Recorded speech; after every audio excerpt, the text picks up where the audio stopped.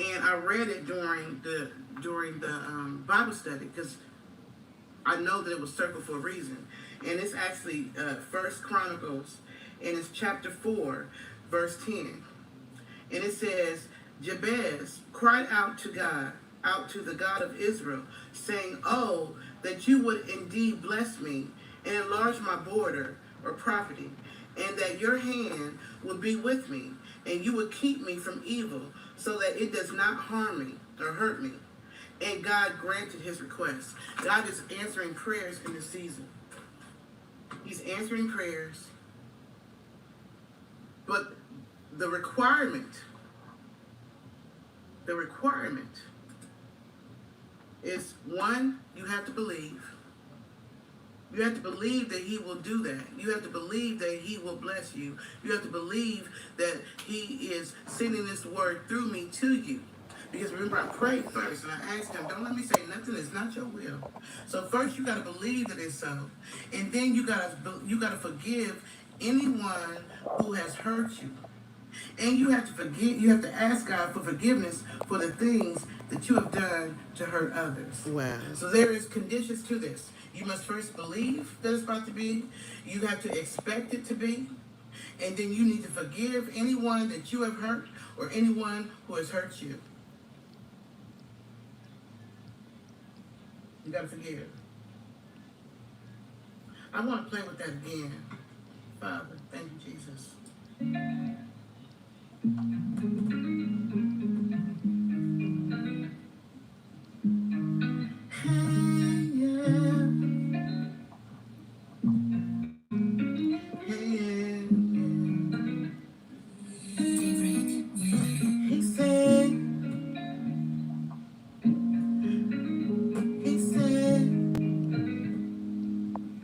Hello, Rena.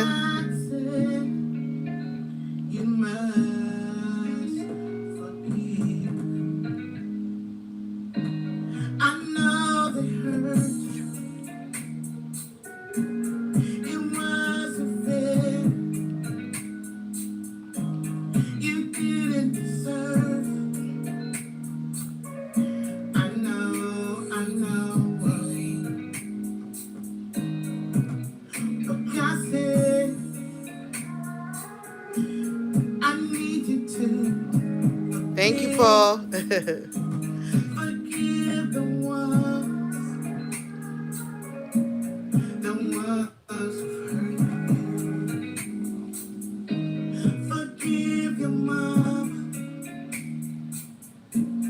Forgive your father. Forgive your sister. Forgive your brother.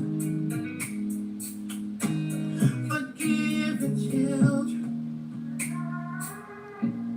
Forgive the ones who've hurt. You must forgive, yeah. 'Cause God is love. He wants you to love. He wants you to love. Patrick said, all sis needs is the glass of Hennessy like Keith Sweat. She sounds nice with it. Thank you. So ask him to forgive for all your wrongs, yeah. I know forgiving ain't easy, 'cause you keep replaying the pain of your past, yeah. But God said, I need you to grow. And in order to grow, you've got to forgive, yeah.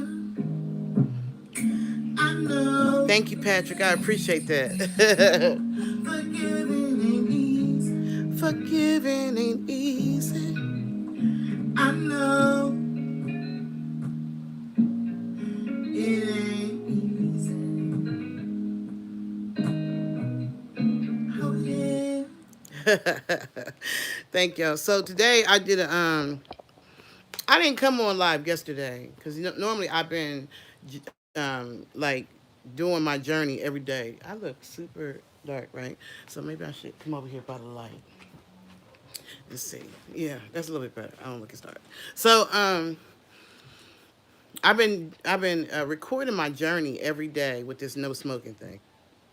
But yesterday I just felt, I don't know, maybe my spirit was a little under the weather or I was just tired. So I didn't do it yesterday, right? So I gotta look back, Rena. I'm gonna have to go back through my history and figure out what the name of that beat is. It's one of them free R&B beats. They say that as long as you know not making money from it, you can use it. So I just, when I do my freestyle, I just look for a free beat to just sing to, So I don't know exactly. I gotta look and see. I don't even know. I think it was called Conversations. I think the beat was called Conversations. Thank you, Paul. Appreciate that.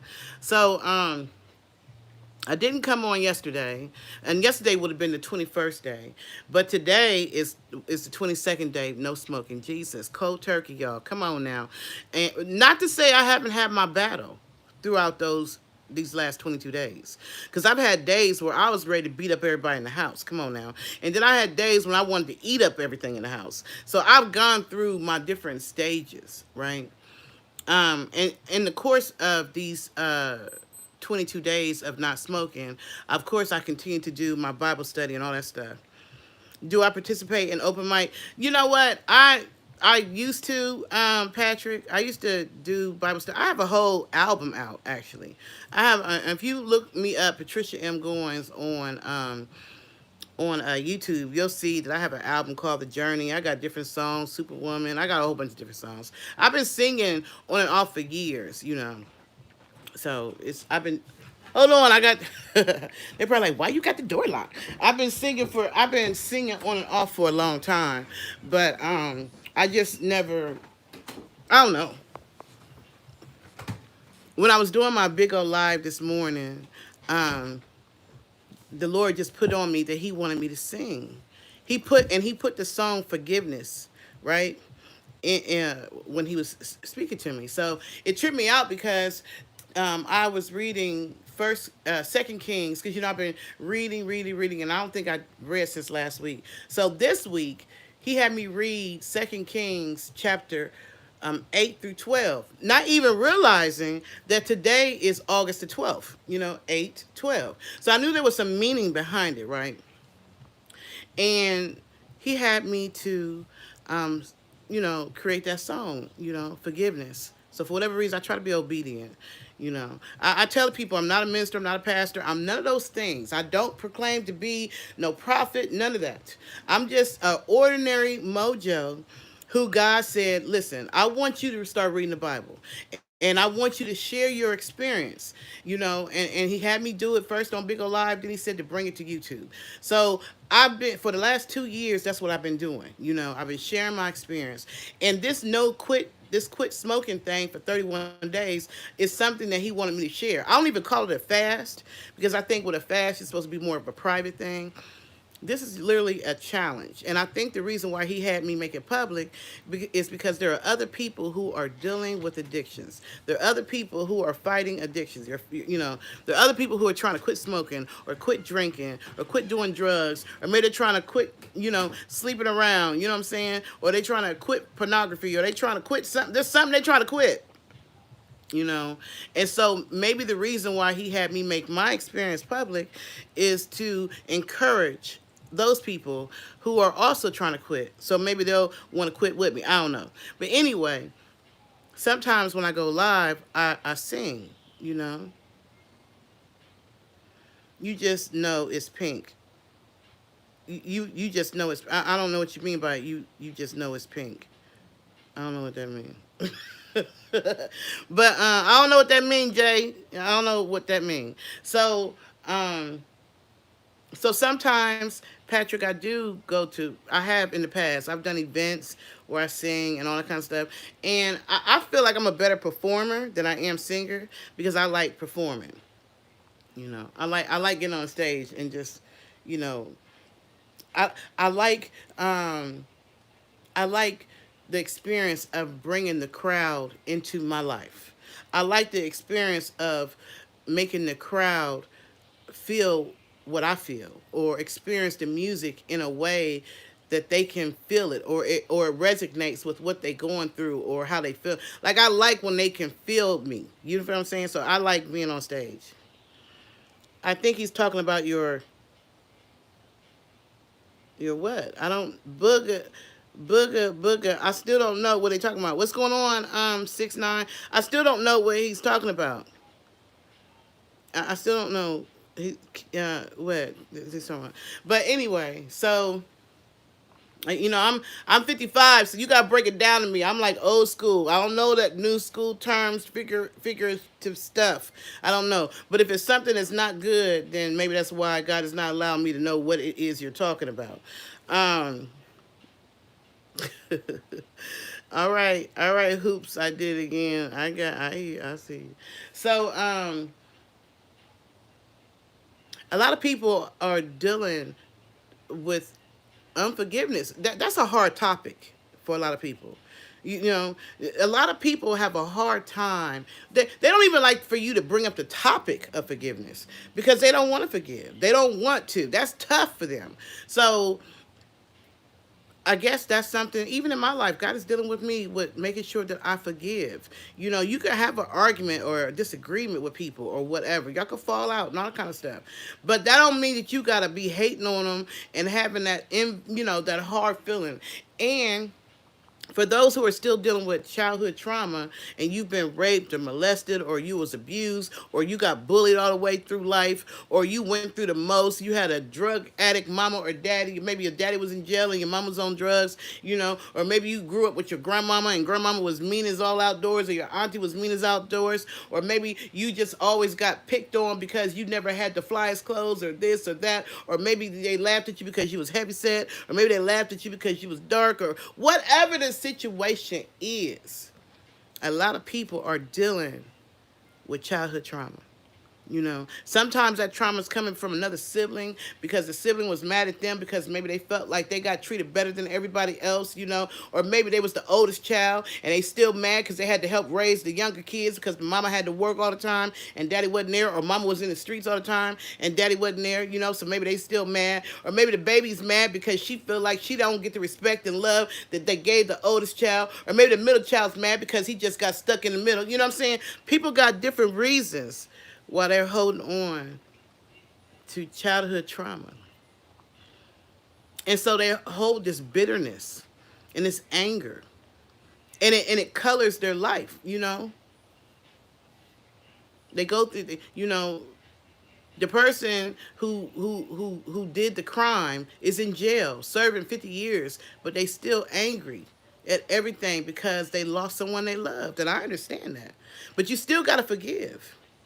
You know, you got to forgive. Forgiveness is key. So when I started the Big O Live, I started off sharing this prophet. Her name is Dr. Angela. And she was talking about 24-hour miracles, right? And so I played some of it during my live or whatever on Big O Live. And then God just took me into different music. Because I really feel like when you sing, there's something about music that just brings, you closer to God. There's something, it's a reason why music is a universal language. So, hi, it's Alondro. How you doing? And then Damien said, childhood trauma is rough. It's so hard to see it until you're done, grown, and then you're so invested. So letting go is emotional. It's not impossible. It's just hard. And you're right. Let me tell you something.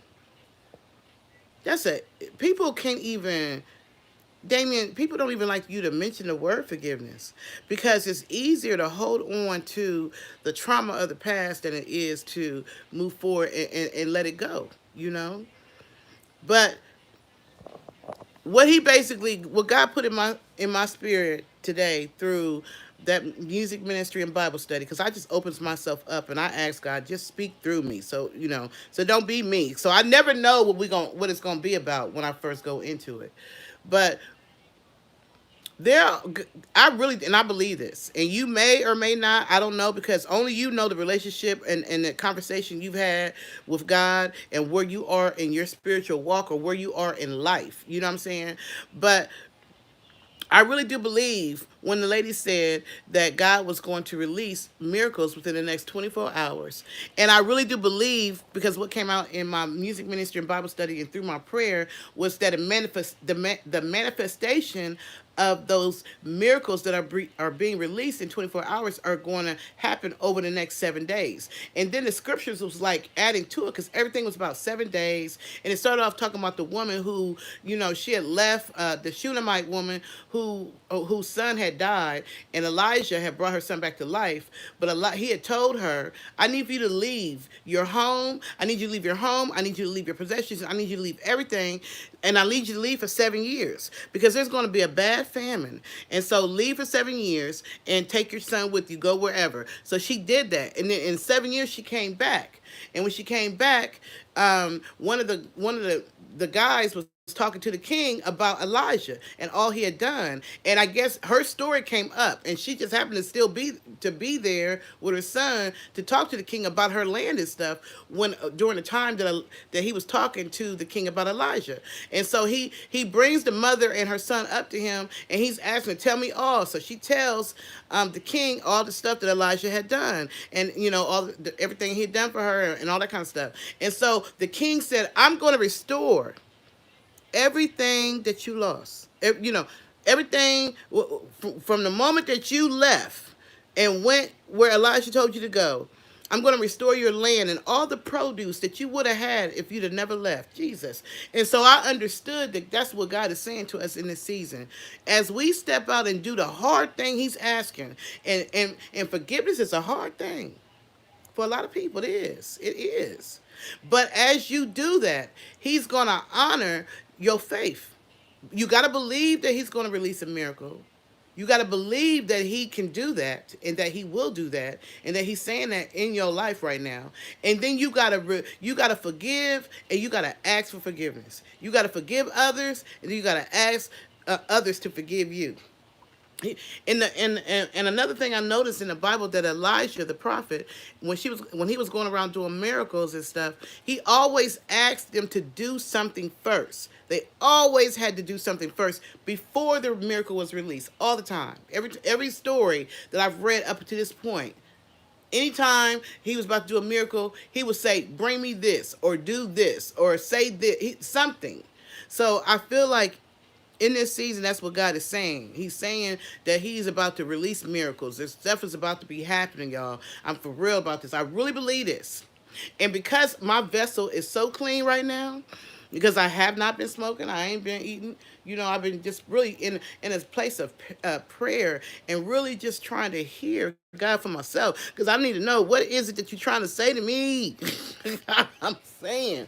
And so I feel like because I'm in that season in my life, God is speaking through me, and this is what he's saying, and I received it. I don't know about nobody else, and y'all ain't gotta believe me. You know what I'm saying? Because y'all might be like, well, she just talking. Okay, you ain't gotta believe me, but I'm telling you, I believe it. I believe it. I believe it. And so he gave me that. He while I was on live, he said, I want you to sing a song about forgiveness. So that's what I did. That was a freestyle song about forgiveness, because forgiveness is hard. Some people they don't even like for you to say the word because they got so much trauma, and they're continually reliving a painful past. They can't forgive their ex-husband, or they can't forgive their ex-wife because this and that happened and that and this happened. And so they're harboring that anger, and they're carrying it around with them, but they're not even understanding that anger and that hatred and that unforgiveness that they're carrying around is blocking them. It's blocking an area that God wants open. So in order to grow, see, he's taking us right now to different levels, y'all. I'm telling y'all, please hear what I'm saying. He is moving us to different levels. But in order to get to these different levels, you got to grow. And grow means you've got to move forward and you've got to do certain things. And forgiveness is one of those things. You said, wait a minute. Did you say, am I Queen Latifah's mama? Oh my God. Do I look old enough to be Queen Latifah's mama? Wild Coyote. Wild E Coyote. Do I look old? Do I look that old? Snap. So I'm feeling proud of myself right now because I didn't use a patch. Jesus. That's why I know this is all God right here. Because I've been smoking for 30-something years. I guess, Wally, that's kind of telling my age a little bit.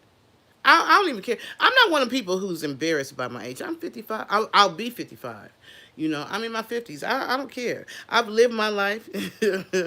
I've done my thing. So I'm not mad about my age. I'm not self-conscious about whatever, because with age comes wisdom. And I've learned a lot in these 54, almost 55 years. So no, Wally, I'm not Queen Latifah's mama.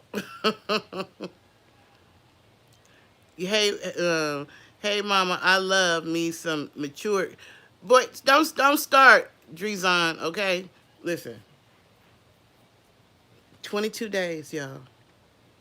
I have not smoked a cigarette in 22 freaking days. Do you understand? Praise God. And I know it ain't nothing but him. Because I've been smoking since I was 19. So I know there ain't nobody but God. Ain't nobody but God. But I feel like he's showing that if I could do it, somebody else can do it. Yeah, I'm proud, Drizon. I'm telling you, you don't even understand this battle, honey. You don't even understand. I have been trying to quit probably for the last 10 years. You know what I'm saying? And I would do good. Sometimes I started off with the patch. Um, what's this? Lost in fantasy, lost in confusion. Only God worked the supernatural power. You are spiritual. Jesus. Yes. You know, I've been trying to quit for the last 10 years. I use patches. I didn't use the gum. You know what I'm saying? I would quit for a day or two and then I go back. Something would irritate me or stress me out, and I would go back. So this has been a journey, right? Some people, they want to quit, and when they fail that first time, they just don't try no more. Sean, you is not five. Sean, stop playing. Sean said I'm five. Okay, Sean. Well, happy birthday. Happy birthday, 5-year-old. What you doing on my live if you five?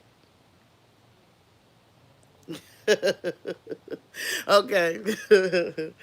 um, yeah, so they think that because they failed the first time that they just failed and they don't try no more. But God wants you to still continue to try. He still wants you to continue to trust him. Especially if he's speaking into your spirit. Everybody not feeling convicted about quitting. I'm just telling you. Everybody ain't ready. That ain't everybody's story. You know what I'm saying? And so, I can't speak for those who that's not what you ready to do. But if you somebody who you've been on fentanyl for the last 5 years, 3 years, 2 years, and it's destroying your family. You've been sniffing coke, and God has been telling you to stop. That you drinking a 6-pack a day, or you drinking some hardcore liquor every day. You gotta get up in the morning and have a drink. You gotta have a drink at lunchtime. You need a drink before you go to bed. I'm talking to. Yes, Drizon, you gotta have faith and you gotta pray. And even if you fail, it's okay. You know what I'm saying? It's okay. You just gotta pick another date and try it again. But it is building your strength. That's what I did notice.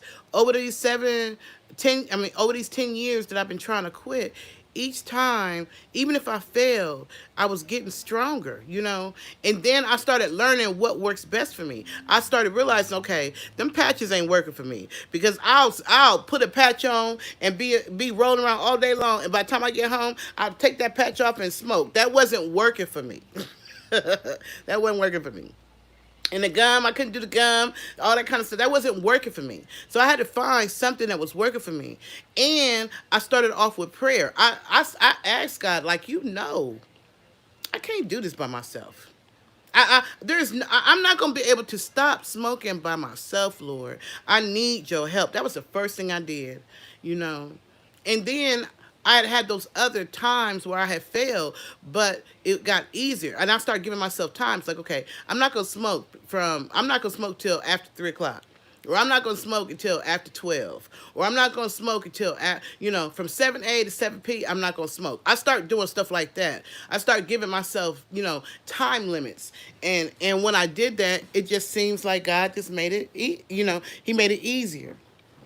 And so that's what has been going on. And so I would encourage anybody who's trying to quit or whatever you're trying to quit doing, I would just say, even if you failed the first time, that's okay. If you failed the second time, that's okay. If you went to a treatment center and you only lasted 3 days and you left and now you back out in the streets, okay, you failed. But you know what? You can get back up and you can try it again. You can go back to the treatment center again, y'all. When I used to work at the treatment center, the people would come. Sometimes they wouldn't last the whole day, y'all. They get in there and they'd be there. They come in at 9.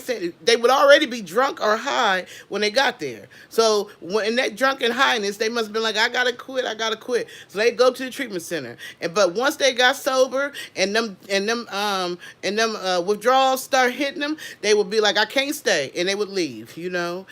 That's okay. Keep trying.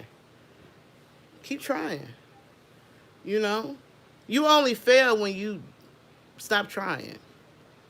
You only fail when you give up. And that's anything. That's what I'm learning in life. And sometimes that's easier said than done because you get that negative chatter in your head that makes you feel like you can't do it. You know what I'm saying? Or makes you feel like, you can't make it or you're not going to be successful or whatever. Or you might get people, you'll tell people, I'm going to quit. And they be like, yeah, right. Because they don't feel like you can because the last few times that you tried, you wasn't able to. That's okay. You gotta drown out the negative people. You gotta drown out the negative people, and you gotta trust God anyway. That's what I'm on. So yeah, I feel better. And the cool thing, I think, because I made not eating potato chips or cookies or candy also part of what I was trying to stop doing, it kept me from gaining a lot of weight. But I'm telling you what, I done ate a lot of that going. I've been tearing these up. I'm telling you, this has been helping me. I have been eating these sunflower seeds. I got all kinds. In fact, where's my favorite kind is what's my favorite kind? Where's it at? It must be. I don't know what I did with my favorite kind. It must be out in the living room. My favorite kind is the barbecue. I love the barbecue. So I don't even know where you came from, Ali Baba, whatever. But I'm going to remove your comment. And if you say something else negative, I'm just going to put you in timeout and put that little cap on your head and put you in the corner because we ain't doing no negative stuff over here. There's not even a reason. You know what I'm saying? If you're someone who you're prejudiced and you don't like black people and all that kind of stuff, there's a whole bunch of other YouTubers. You know what I'm saying? There's so many different colors and flavors of YouTubers and stuff. You ain't got to stay on my page. So don't come over here with that negative Obama drama, whatever, because that's not what I'm on, But so this is my favorite kind right here. No, this ain't my favorite kind. Actually, I ain't even open this because it's hot, and my daughter bought this, and I don't do hot. But these have helped me, right? So whenever I start to feel that urge, like I know I want to go smoke, I'll go grab me some of these sunflower seeds, and I'll just start eating the sunflower seeds. So I haven't gained. I don't feel like I've really gained weight over these last 22 days because there you come again. You know what? I rebuke you in the name of Jesus, Ali, Illa, whatever the heck your name is. And I'm about to put you in timeout because you didn't listen to what I said the first daggone time. So I got to put you in timeout like you 2 years old or something. Timeout for you. Go somewhere and sit down. Good grief almighty. Some people just don't understand the plan. They don't come on here talking no smack. Gosh. So it's too bad they don't let me block them forever, because I will block you forever, but it won't let me block forever. But for whatever reason, I'm able to see some of these comments. Like, go somewhere else with that. So yeah. So I feel good, y'all. You see, I'm smiling and stuff. I just feel like, okay, I am 22 days in. 22 days. And I'm feeling like, you know how you feel like something good is about to happen? I'm feeling that. I'm feeling like God is definitely going to do something. I'm understanding the importance of forgiveness. I am. You know, a lot of people are still angry at their mama because her mama wasn't, had to work 2 jobs and wasn't really there. Or they mad at their mama because their mama used to run the streets, be in the clubs and do whatever. Or their mama was on drugs. Or their mama just wasn't, she wasn't the greatest mom. Or maybe they wanted her to be more like the mom over there, the soccer mom or something. So they still mad at their mama. Or they mad at their daddy. Maybe they mad at their daddy because their daddy was in jail, wasn't there. Maybe they mad at their daddy because their daddy just was mean to the mama. I mean, people got so many different reasons why they are mad and angry and got unforgiveness towards their parents, still mad at them.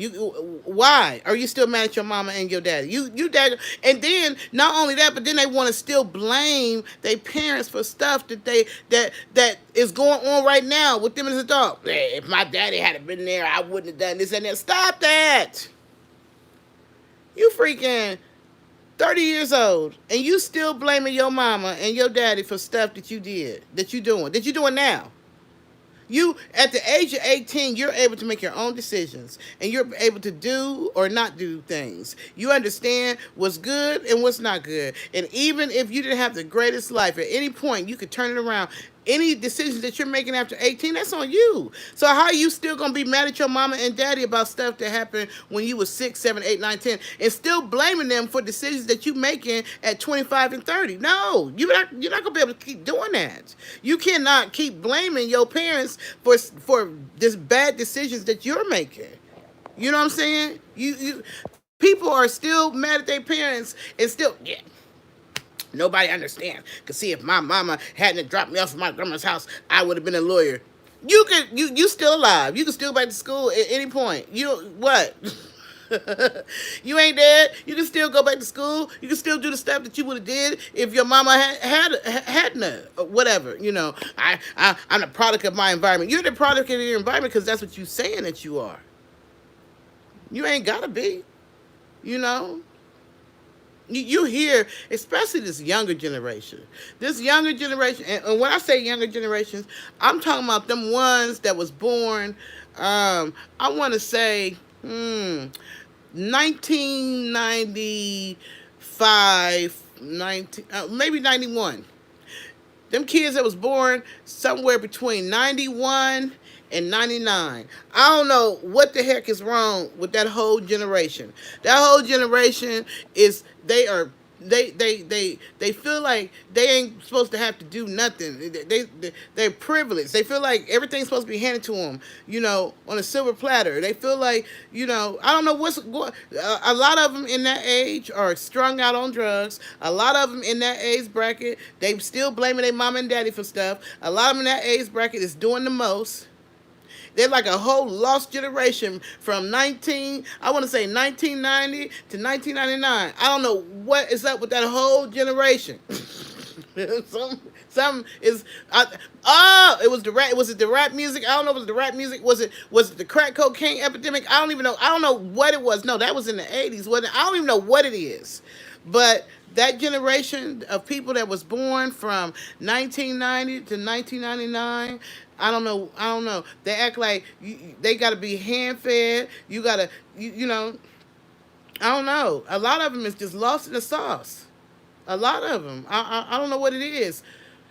Or they privileged. They feel like, the world owes them or something. I don't know. I don't.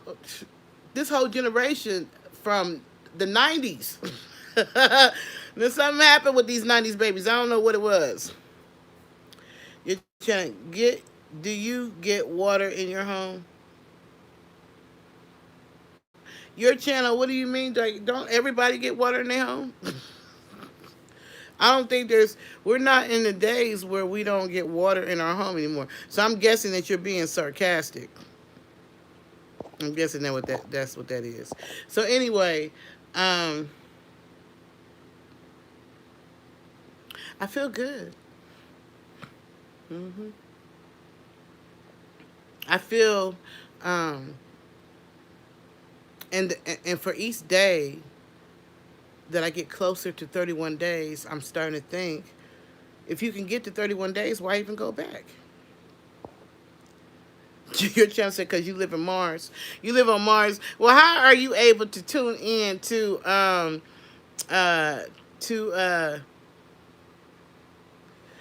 so how are you able to tune in to my live if you're on Mars? Your channel, you know. Messiah, yo, say my name. Say my name, please, Jamel. All right, Jamel. Hi, Jamel. Uh, I got your channel said he got alien technology. All right then. Well, tell everybody on planet Mars I said what's up. You know what I'm saying? But I remember when I was young, I had in English class, we had to do this English paper and we had to be real creative. And I remember creating this storyline about these astronauts and people that was out of space, and something happened and everybody on the planet caught space herpes. I used to love creative writing.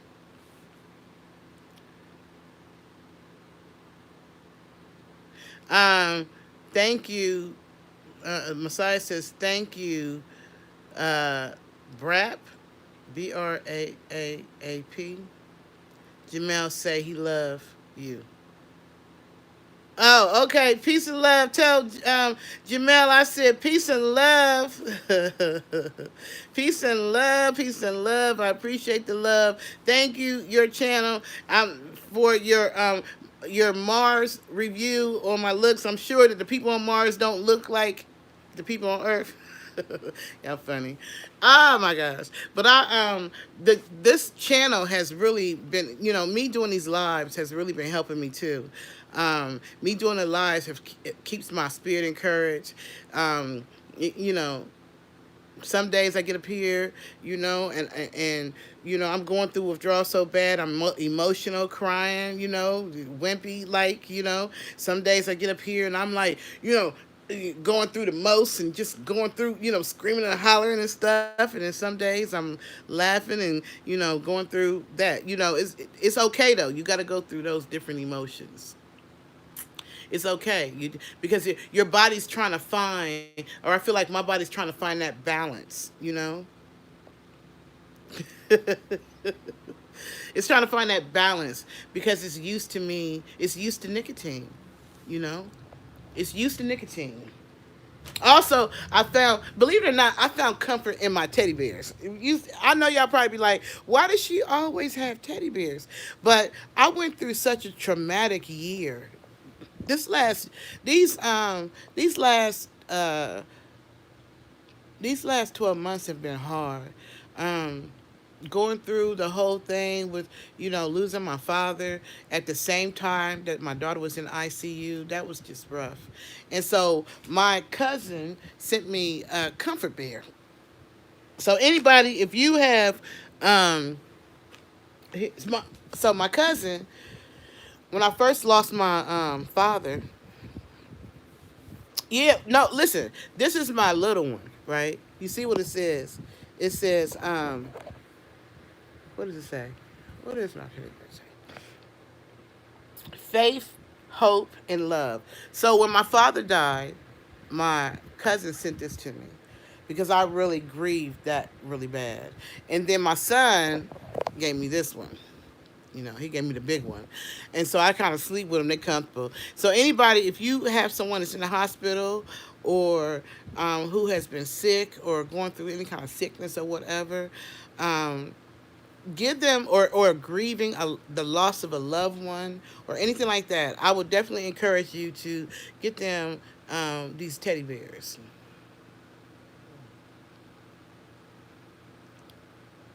So your channel said, believe me, sis, hard times create great people. Great people create times like you. I appreciate I appreciate that. I truly appreciate that. And I hope that my energy encourages other people and inspires other people, you know.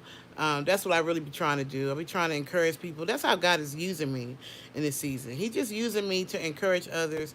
He's using me to inspire others, you know, and that's what I try to do. But so, yeah, if you have someone who has just lost a loved one, I would definitely encourage you to get them a teddy bear because when you're going through, you know, when the tears of grief come, these teddy bears are comforting. I don't understand why, but they are. They're very comforting to your soul. It's something about it. When my daughter was in ICU, I went and got her a couple because I had them because I was still dealing with my father's death, and then so I'm driving from Georgia to Kentucky to Ohio, back and forth, because I'm in Georgia, but my father got to get his stuff together for his funeral in Kentucky. I mean in Ohio, and then my daughter was in ICU in Kentucky. I was going through the most, Jesus, and so these comfort bears was helping me, and then I also took them to the hospital and laid them in the bed with her when she was in ICU, you know, and it these teddy bears have got me through this year. This year has been tough. Mm. I have definitely been going through what I feel like is a Job experience. So it's so wild to me that in the midst of what I've been going through, God inspired me and I have been able to quit smoking because a lot of times when people are going through the worst, that's when it's hard for them to quit, you know? You know what? You know what I say, your channel? I say, you know what I think? And this is just my own personal thoughts, right? But I feel like God said he knew us before we were formed in our mother's womb. And we know that everything on earth is energy, is matter, right? And we also know from chemistry class that energy can never be destroyed, only transformed, which means that when people die, their spirit is gone. They're not in that shell anymore, but their energy, who they are is still there. So I feel like before, you know, this is my theory about this, right? I kind of visualize being in heaven, you know, and going to this, and we're like a bunch of souls, right? A bunch of different souls, and we're going to the store, the soul store, right? And in this soul store, you know, you got a certain amount of credits, right? You got credits from the good things that you've done throughout your, you know, other lifetimes. So God's about to recycle you, and He about to send you back to earth. And depending on how many credits you got, it will depend on who you come back as, right? So you got your discount room, right, where you only need one credit, but you're gonna come back as a roach, or you're gonna come back as a bug or something like that. But then you might have 10 credits because in the last lifetime you was really good, so you got about 10 credits. So you know you might be able to go up. You ain't got to be in the discount basement, but you might be in the next room up, you know, where, you know, you might come back as you know, as a beggar or something, or you got to deal with a crackhead mama or a crackhead daddy. You got to go through whatever in that store. But let's say you did really good in your last lifetime. You did really good, and you was able to save up like 50 credits. So that means that when you don't even got to deal with discounts or nothing. You get to go straight on up to the big house, and you need to come back as, the daughter or son of some rich person who loved their family and it was family oriented. You like the Huxtables. I mean, like how many credits you got. That's how you coming back to life. That's how you coming back. And whatever you're supposed to learn, because each room has a theme of what you're supposed to learn. So, if you come back as a bug, you might have to learn the credits. You may not have enough credits, to come back as a human. You got to come back as a bug. And so the whole theme of you coming back as a bug is watch who you step on. Watch who you step on. Watch who you mistreat. You gotta be nice to the little ones. Everybody counts. Your channel, that's just me, my creative mind. You know what I'm saying? But yeah, so I just, I don't know. Whatever the reason why we're here on Earth, and there is a reason. There is something that we're supposed to be learning. And there's lives that we're supposed to be touching, or there's lives that are supposed to touch us, because everything is about a divine appointment. Prime example, your channel, are on my page right now. This is our divine appointment, right? You and I were supposed to talk for however long we talk, right? And there's going to be something that's going to come out of our conversation, whether it's something that you say or something that I say. But there's going to be something that's going to come out of this conversation that we're going to need for whatever's next. Everything's about a divine appointment. You don't meet nobody by accident. Nobody, whether it's virtually from Mars or wherever you are, or however you meet. Everything is by divine appointment. Everything is about divine timing. I am Christian. I'm Christian. I grew up Baptist. But but I'm also not the type, I believe in Jesus. I believe in the Trinity, the Holy Spirit, and all that. But I'm also not the type to judge other religions and stuff, because I feel like when this world is over, then we can go to God, because everybody believes that their religion is the true religion, right? Muslims believe what they believe. Catholics believe what they believe. Protestants believe what they believe. Everybody believes what they believe, right? So I feel like, it's one God. As long as whatever it is leads to one God, I guess that's what matters. When we get to heaven, we can ask God, like, okay, the Bible said this, but there's other versions of this word. So who was right? But to me, I just feel like God is love. So as long as whatever you believe is about love and God, and you praise, there's one God. All that other stuff and all that other stuff. No, there's one God. But I remember I had a dream. I was telling my live last couple of days ago. I had this vision. I don't even know if it was a dream, but it was a vision. And in this vision, there was all these colors, and it was coming out. It was like rays of different colors, all kind of different colors, but it was all going up, right? But they were coming from, like sprouting out, and the Holy Spirit just put in my spirit that, one God, but there's many lanes to God. There's different lanes, but one God. Take it for what you want, because that's how I feel. Yeah, right. There's one God. That's what I'm saying. There's one God. Regardless of what, there's one God. Anything beyond that, I don't know. So, that's how I feel. That's how I feel.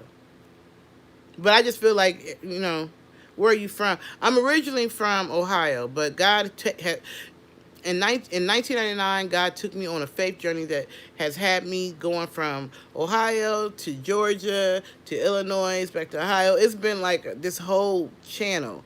And I've been doing it because of entertainment and medical, all kind of stuff. But so I'm born in Ohio, but I also claim Chicago, and I also claim Atlanta, because they also made me who I am today, those experiences in them different states, living in those different states. Columbus, Ohio is my hometown, but Atlanta and Chicago raised me. Does that make sense? I don't know if that makes sense, but I feel like all three of those experiences, all three of those cities, I have a piece of each one of them because each one of them played an important part of in my life. I'm one of the type of people you can't ask me just one question and I just get one answer. I'm an author, so when you ask me a question, I gotta go all around I gotta go all around the planet. My son, I was trying to tell him about my big old live this morning, and I guess it was taking me too long to get to the point. And he was just like, "Ma, so okay, because I got to get in the shower. Like, what's the point? What's the point of the whole thing? Can you break it down? Can you give me a synopsis? I was trying to take him through the whole journey. He didn't want the whole journey. He just wanted the facts. Some people are like that. They ain't got time for all the extra stuff. They just want the facts.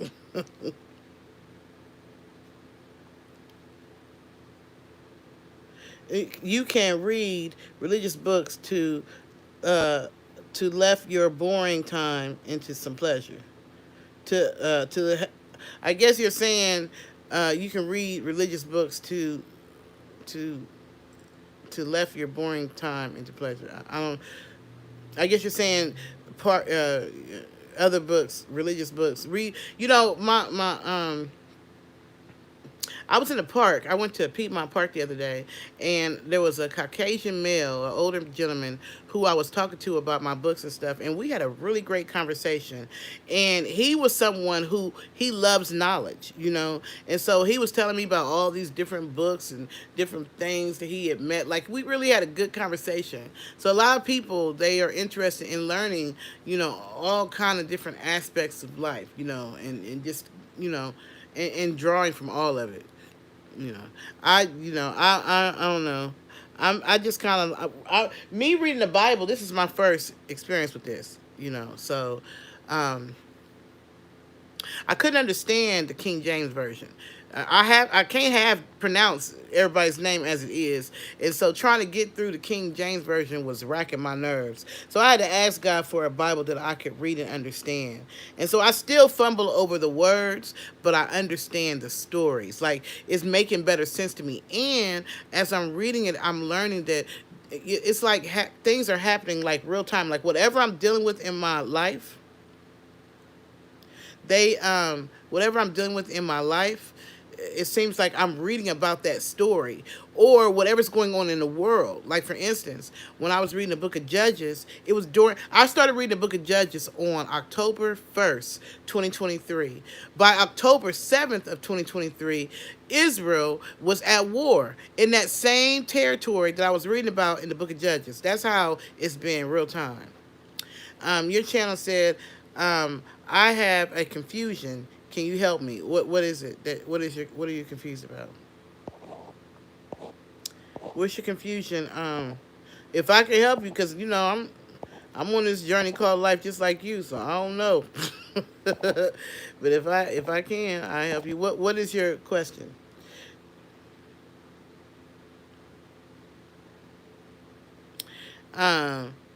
So the way I'm understanding it, he said Jesus is God, or is he sent by God to earth for human justice? I think it says a Trinity: the Father, the Son, and the Holy Spirit. So maybe it's a combination of the Trinity is three, right? Three separate entities.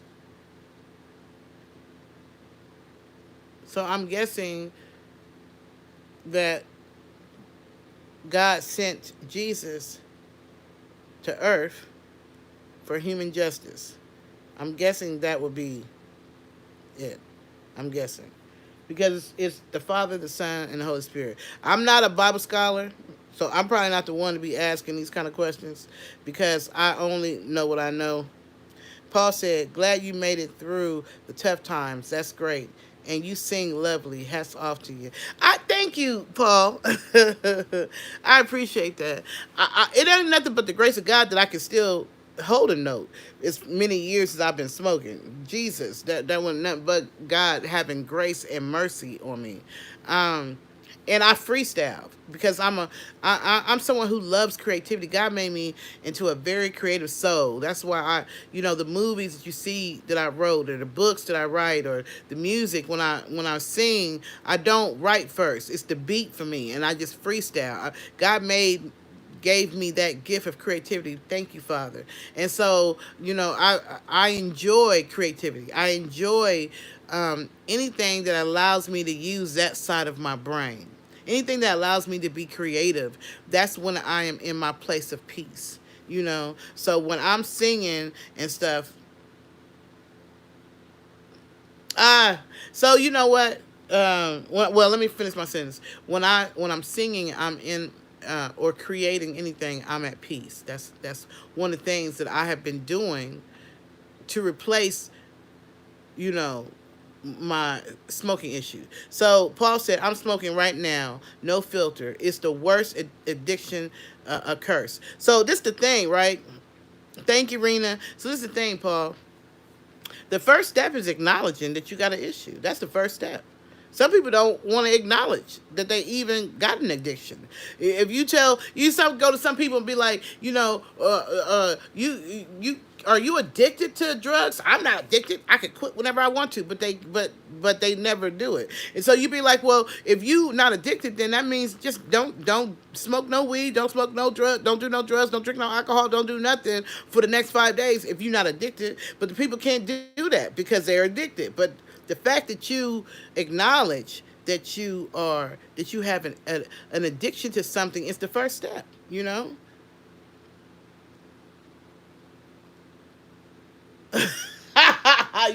You popped out your mama in a cloud of smoke. But you know what? It took me 10 years of trying. It's not something that I just quit doing overnight. So when and you have to be ready. You have to be at that place where you're ready. And I don't know what's going to happen after 31 days. Let me just put that disclaimer out there. I just know that I told myself that for 31 days I wasn't smoking. So when I get to day 31, I'm going to reevaluate what's going on in my life, and I'm going to make decisions accordingly. But I do know that because I told myself this is what I'm going to do, and I prayed and asked God to help me do it, He has been helping me do it. So what I will say is whenever you're ready, because you got to be ready, Paul. What's up, Dania? Dania from Russia. You got to be ready.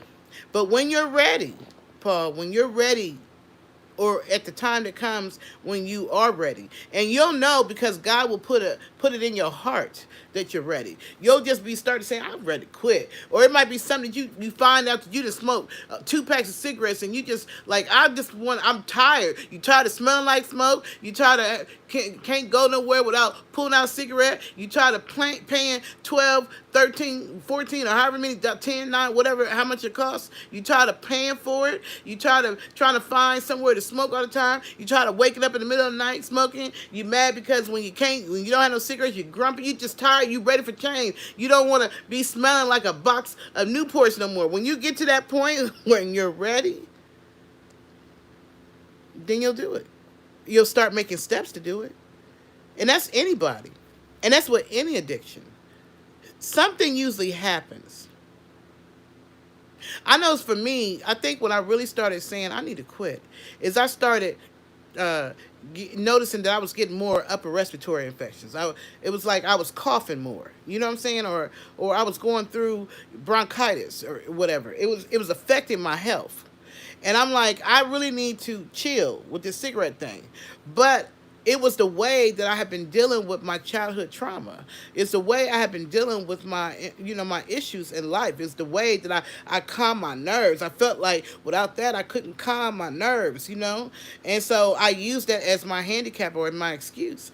But when I started getting sick, I was just like, I need to quit. So it may be that it'll come to a point, Paul, where you will make a decision that you're ready. And once you make that decision that you're ready is when you'll start making steps. And it may not happen overnight. It may be 10 years like me. But the point is, at some point you'll be ready, and when you're ready, you'll start making steps. I feel like when I get to the day 31, I'm thinking right now how I feel right now. I can't say what I feel like on the 31st, but what I feel right now, I'm like, I'll probably see if I can go another 31 days. You know what I'm saying? It's baby steps about this thing right here. It's steps to this. It's one day at a time, one day at a time. Sweet Jesus. What's going on? So, your channel said, well, you are right. I also can't because I am also addicted to smoking. I know it's the worst. You know what? And like I said, my channel, I think, see, that's what I'm talking about. That's why I feel like God brought me on to document my journey. He's having me document my journey for a reason. It's not just because. He's having me document my journey because there are other people who are fighting the same issues. They going through the same stuff that I'm going through. They're fighting the same stuff. And so I feel like, God is basically let me put this up here. God is basically using my journey to help them, to help others. So when you're ready, your channel, when you decide that you no longer want something to control you. This is the thing. If you can't stop doing something, right? If you can't just quit, then that means that thing is controlling you, right? That means that thing is controlling your flesh. But when you get to the point where you can stop at any point, then that means that you have gained control of it. So you just got to decide how long you're going to allow that thing to control you. And when you decide that you ready to let it go, you will. When you decide that you no longer want something to control you, you'll start making steps. You'll start doing what's necessary. I would encourage you, at the point, save my posts. Save my videos or save my, subscribe, save me. And when you are ready to start that journey, then start back to where I start, my videos. Follow my videos and follow it each day. Like each day, watch one of my videos and you'll see me going through the stages and just tell yourself, I'm not going to smoke and I'll watch that video. Or maybe say something like, I'm not going to smoke until 7 o'clock after I've watched the video. So for all day long, I'm not going to smoke. 7 p.m., I'm going to watch the video. And then after 7, at about 8 o'clock, then I'll let myself smoke a cigarette. Just try to start limiting yourself. And use my videos to help you, if you can. Paul, keep going with it. You can kick that. You can do anything. I smoke roll-ups. Hardcore. You hardcore. Huh? Oh, Lord. And them be the hardest because that's no filters to that. So that means that nicotine going straight. It ain't nothing even, whatever particles they putting in the tobacco, you sucking it all in because ain't no filter to block nothing. Okay, well, I thank you, your channel. Peace and love to you over there in Mars. Paul, the journey of 1,000 miles begins with a single step. Ah, come on now. You better say it, Paul. I have a poem that said, miracles begin when you take that first step of faith without a clear view of the path ahead. Jesus. So when you take that first step, and all you got to do is take one step. God said, if you take one step, he'll take two. So, even in that poem called Footprints, and the person is walking, and you only see one step, set of footsteps in the sand, and he's trying to, and when life is over, he's asking, how come in my hardest times of life I only see one set of footprints? And Jesus says, that's because that's when I was carrying you. So God is going to carry you through the hardest times. One step, you take the first step, God take two. And even if you fall down, God going to help you stand back up. And when the time is right, he's going to help you try it again. That's how I see it. That's my thought about it. Well, I know I've been up here a long time, y'all, but I'm trying to keep everybody abreast of my journey, and also it's helping me. It really is. It's helping me to quit smoking, and it's just helping me, y'all. It's just helping me. I that song though was so cool to me. I just felt like God, like, really, I'm gonna see if I can get back to it. I don't know if I'm gonna be able to get back to it because I probably had it on off too long. Oh, Oh, I like that. I like that. Oh my gosh, Jesus.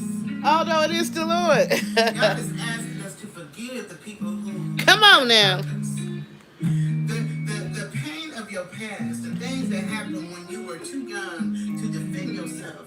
Jesus said, I know, I saw what they did. I know that it hurt, but you gotta forgive. God said that in this season, He's going to do the things that you prayed and you asked Him to do for you.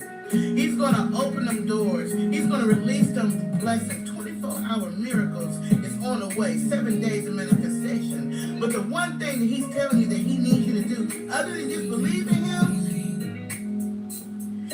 is He needs you to forgive. He said forgive. And He said to ask for forgiveness. Yeah. I know forgiving ain't easy. I know they hurt, but you've got to forgive. Yeah. God is saying that in this season, the trials and tribulations that you've been going through, it's only your transition and your transformation to the next level. And this next level is going to require a greater part of you. But in order for you to get to that next level, He's saying, I need you to grow. You've got to grow. So you must forgive. You must forgive. I know it ain't easy to let go of the things that hurt, but He needs you to grow. Jesus, Jesus. Forgiveness is mandatory, and asking for forgiveness is mandatory, and believing that He is the great I am is mandatory to receive the promises.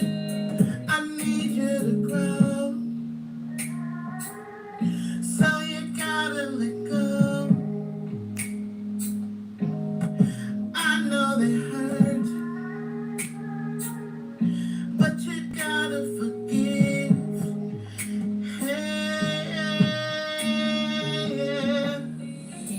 I like that. I'm tripping, y'all, because that was a freestyle God just gave me. In the middle of my big old live, He just was like, He just wanted me to sing about forgiveness. He just wanted me to sing about forgiveness. He wanted me to sing about, letting go of the childhood trauma. He just, whew, hey.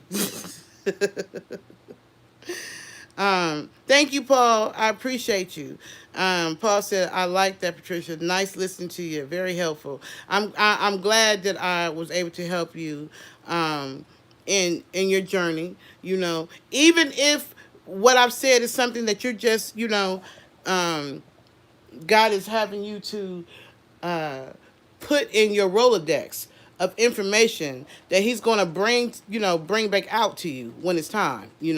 Maybe you're not going to quit right now, but maybe something that I said or will stick with you. And when you're ready to quit, you'll be able to quit,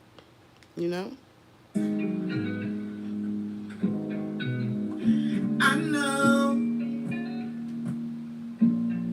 it ain't easy. Hey, I know it ain't. Oh, yeah. Okay, hold on. Let me go back. I like that. I'm telling you, this was a beat I found on YouTube. It's a free beat, and I just love freestyling to music. I just love, and then God just told me that the theme would be forgiveness. During this So I transformation. like I like that. I do. I can't help it. That's what it Hold was. on, I don't let know. me find it. Let me find it. I just want to hear it one more time. Before the show Hold on, prospect. He I'm trying said to find where it started. he's answering prayers. Okay, it's about to come. It's about here. I like it. And you have to forget. You have to ask God for forgiveness. You could go back and listen to my music ministry Bible study where I talk about forgiveness is mandatory if you want to catch the whole thing. But I just like I like hearing it. I swear to goodness. I like it. Come on now. He said, he said, God said, you must. He said I'm getting Curtis Matthew Mayfield vibes. Are you for real? Oh I gosh. know they hurt you. It wasn't fair. You didn't deserve. I love Curtis Mayfield too. So to me, that's like a humbling thank you. God said, I need you to forgive the ones who've hurt you. Forgive your mom, forgive your father, forgive your sister, forgive your brother, forgive your children, forgive the ones who've hurt. You know what? I actually like even more so. You must forgive. So I like how um the very each time I sing it is different because I freestyle it, so I don't remember what I said the time before. But what I like is how he had me started. So the way he had me started, how God had me started, was much different from the way I sang it later. So it's like it's almost like she was talking about 24-hour miracle. so it's almost like he had me like introduce the song in one way. I didn't even realize that. And I'm about to find it. Hold on. I'm about to find it. Pay attention to the words because what I'm thinking and feeling in my Hold spirit on. is I'm there trying to are find where it starts at. Give me a second, y'all. Because I liked it. I like. Okay, here. Okay. So the way that he has me sing it the first time is different from when I sing it the next two times. It's like each time I'm saying different things, but it's all important. So okay, so I'm about to go to where it starts at. Hold on. It's forgiveness. Okay, so here we go. Hold on, y'all. No, I'm not Queen Latifah's mama.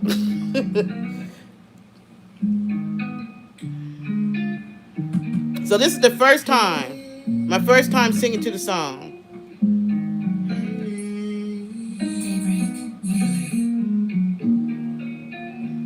Sometimes I feel the need to come and talk to you about what I'm going through. Paul said, kind of like a jazz improv. Yes. Going wherever the vibe takes you. That's exactly what I do. I've been angry for a while. For a while. Did you see what they did to me? Do you understand how I feel?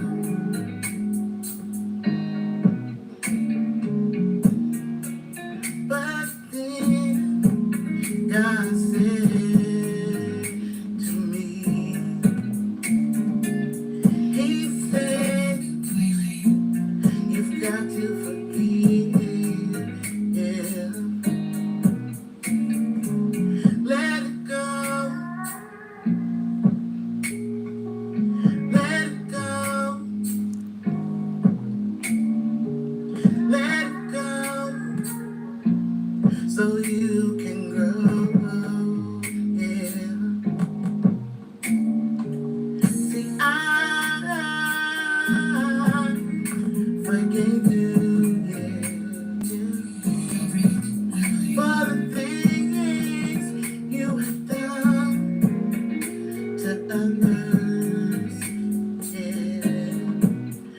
So I need you to do the same.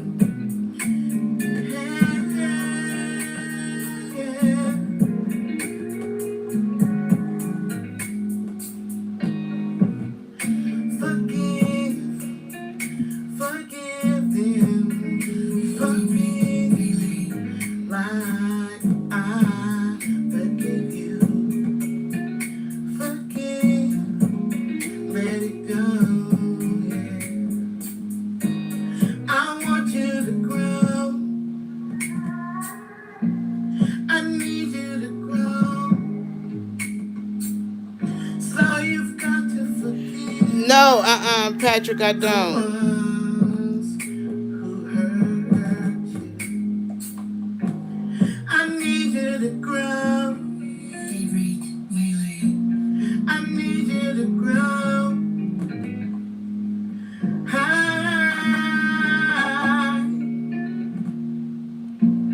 I need you to grow. So I just want to share that with y'all. That was basically, like I said, when I did my music ministry and Bible study today, the Lord told me to sing about forgiveness. And so I found a beat on YouTube and I just sang. I know. Because that's what God told me to do. Forgiving ain't easy. God saw what they did, yeah. But you gotta let go. You gotta let go. 'Cause God wants you to grow. He needs you to grow. So you gotta yeah. Like He forgives you. Hey, yeah, yeah. I know forgiving ain't easy. Forgiving ain't easy. But He needs you to grow.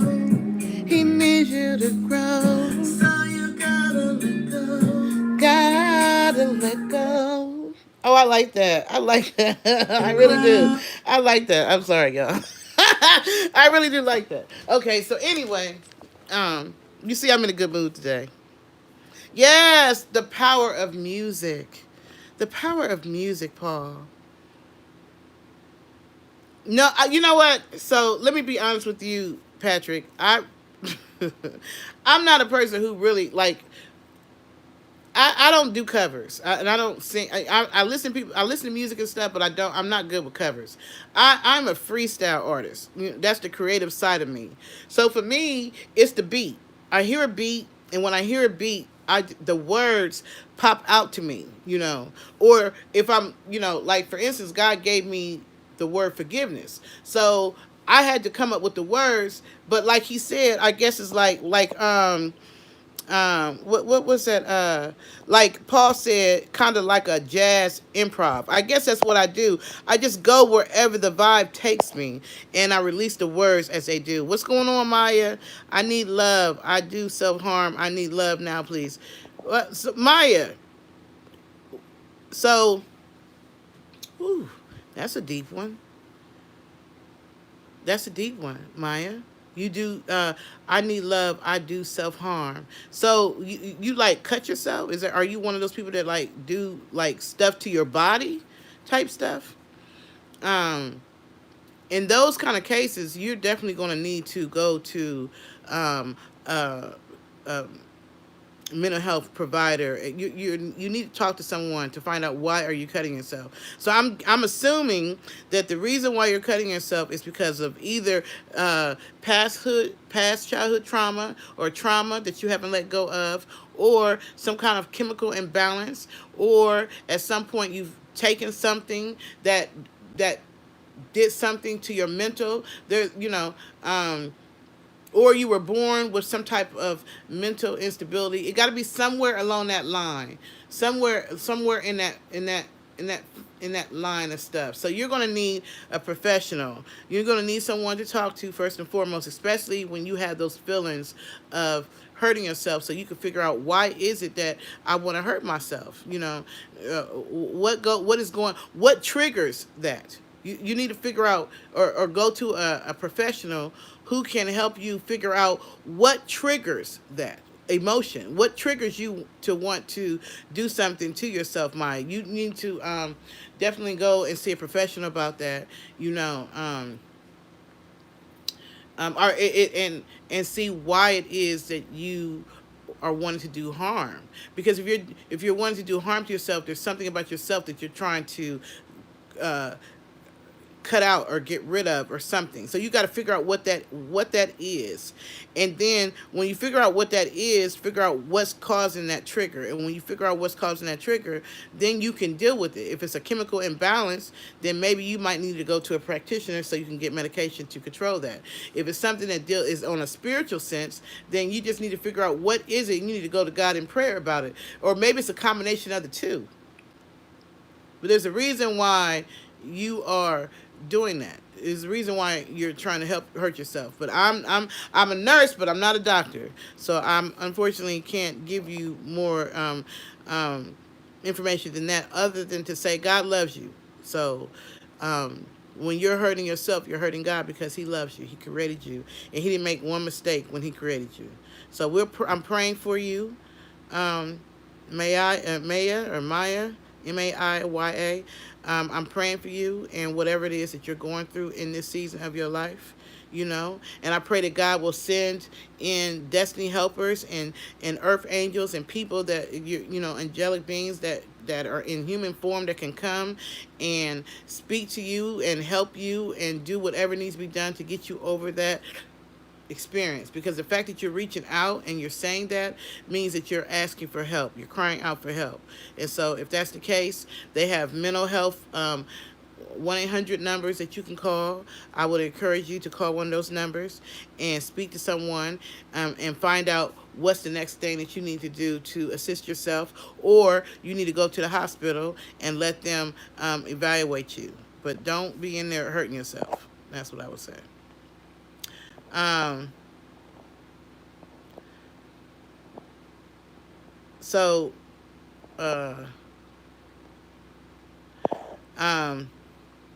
Furry_drift is saying hello. Okay, I know Bonjour de la France. That means he's from France. Okay. But I can't read French.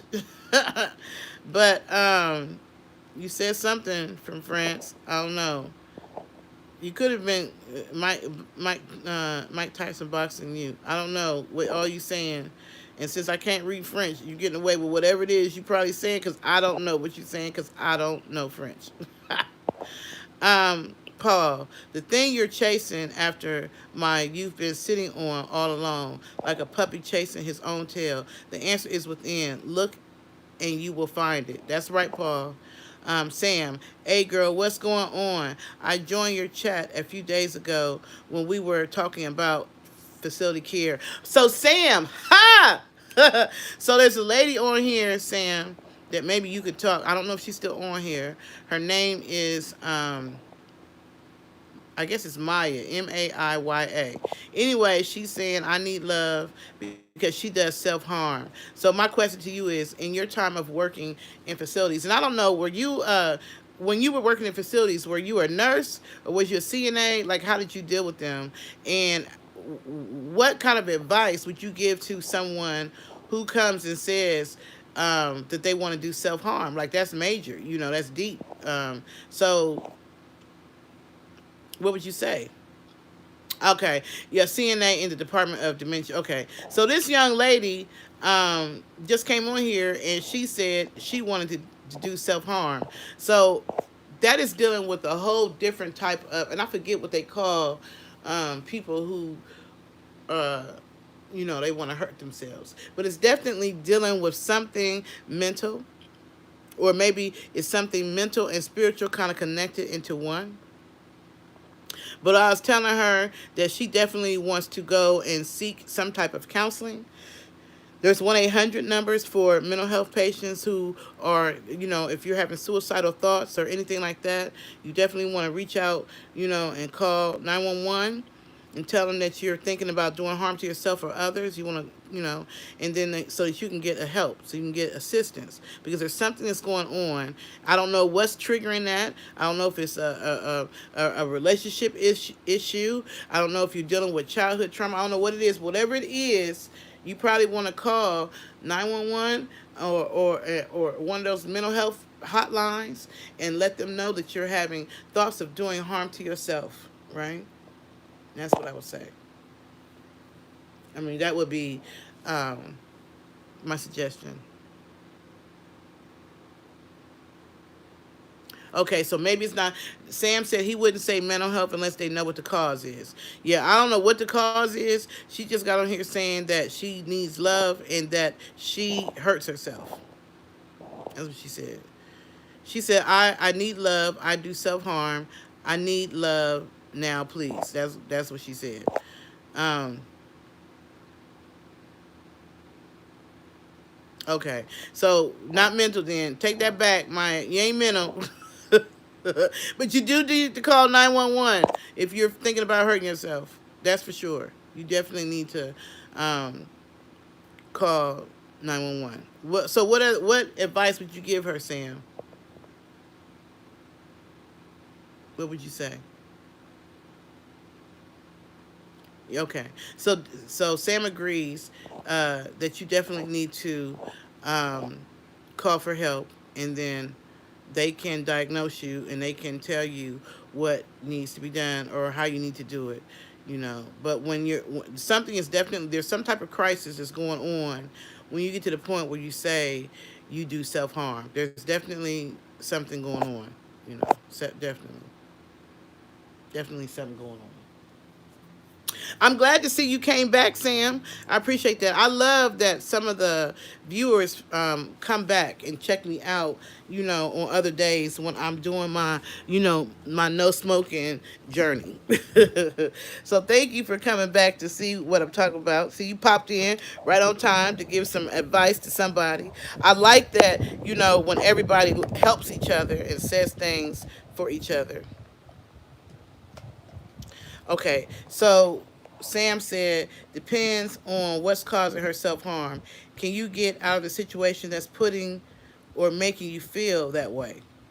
So I don't know if you're still on here. I think her name is, where'd it go? Maja, or Maya, or Maya, Maya. So if you're still on here, Sam said, can you get out of the situation that is causing you to feel that way? Because definitely there's something going on. Yeah, there's a reason why you're feeling that way. So, that's deep. But I love that we can get on here and we can give each other encouragement and advice and stuff, because everybody needs help in some kind of way. I think that another reason why people come to this live is because people are looking for help in different ways, in different fashions, Everybody going through something. Let's just put it real. Everybody going through something, you know, something. Ain't nobody life perfect. Even, the wealthiest people still got some issues. You see, everybody going through something. Everybody going through something. So it's good that we can encourage each other. And we can speak life to each other. We can give each other advice, Yeah, no, ain't no such thing as perfect. Everybody got something. Everybody got something. We all fall short. Everybody got something, And so I love that, everybody comes on and they've been encouraging me. That's for sure. Y'all encourage me. Y'all listen to me sing. Even if my voice is cracking, y'all don't, y'all don't say nothing. Y'all just be right on here rocking with me. And I just love that. Let me see. Paul said, a lot of young people damaged by the social media world these days. I feel sorry for the youth. A lot of pressure. I'm telling you, especially, let me tell you something, especially the ones, for whatever reason, I'm noticing definitely the ones who were born in the 90s. I ain't trying to say nothing against y'all, but from 1990 to 1999 to early 2000s, I don't know what is what. I feel like, because, in the 80s, computers hadn't come out yet. There was, well, they might have come out, but they weren't like in every household. It was like they weren't so we were still calling people on the phone. Hey, what's going on? How you doing? We were still going to people's homes. The kids were still playing outside. You know what I'm saying? They were still doing stuff. They were still living their best life, up until the 90s. When I was growing up, we played outside. We kicked it. We had, life wasn't perfect, but at least we wasn't controlled by the media. It really, the damage that was done before the 90s was stuff that we was going through within our own homes. Really, more than anything.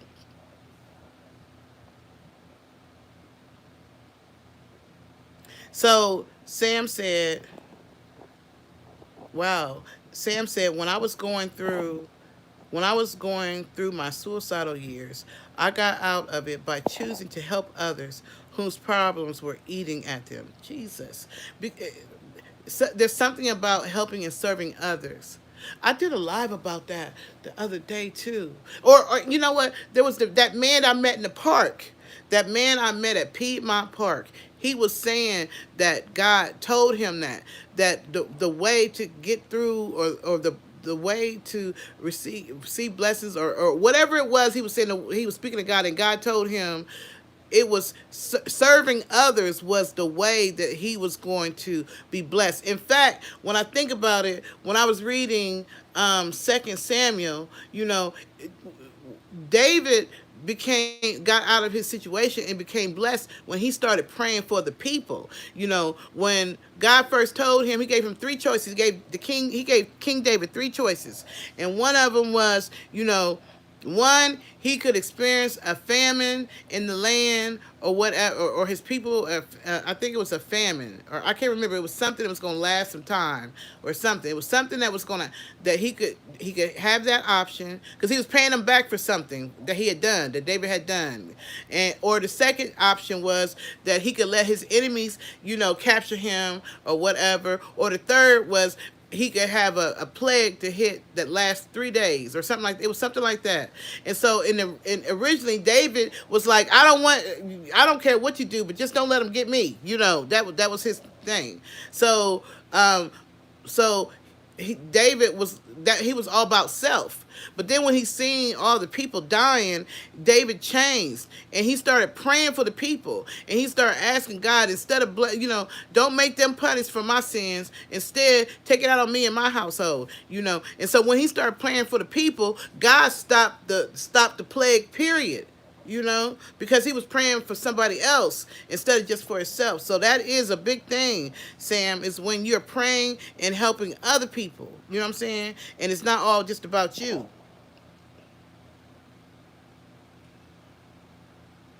That's so deep.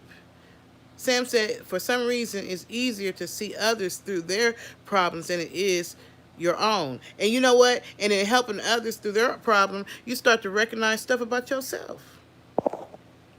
Sam says, so that's how I got through it. It was helping others, and then realizing my problems weren't small, but they could be fixed or healed in time. So by you helping others, God helped you. By you being a blessing to others, God blessed you.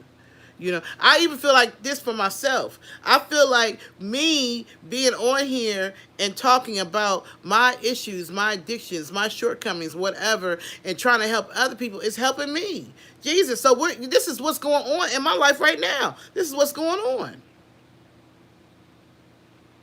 How you doing? What's that? Prince DePaul? I'm doing fine. How you doing? Sam said, I painted a possible picture to me to look towards a future. And then Maya, can you pray for me, please? I have self-harm bad. Okay. So let's just pray. I'm gonna, let's just stop. And let's just pray. Let's pray.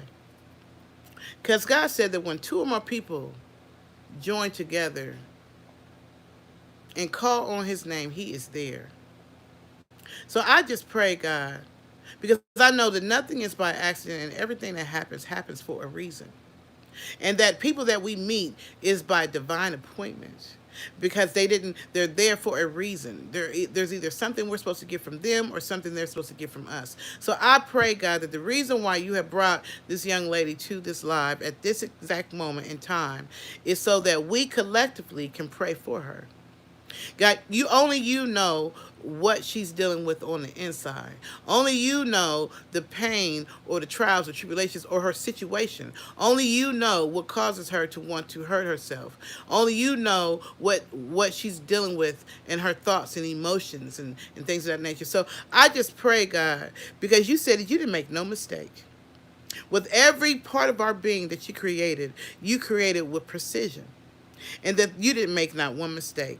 So I pray, God, that you speak to her right now and you let her know, and anyone who is like her, I pray that you speak to them right now and you let them know that you have nothing but unconditional love for them and that you're not holding anything against them about something they may have said or done at some point, because the minute they asked you to forgive, you forgave them, and that you created them with precision, and that they are not here on earth by accident, but by appointment.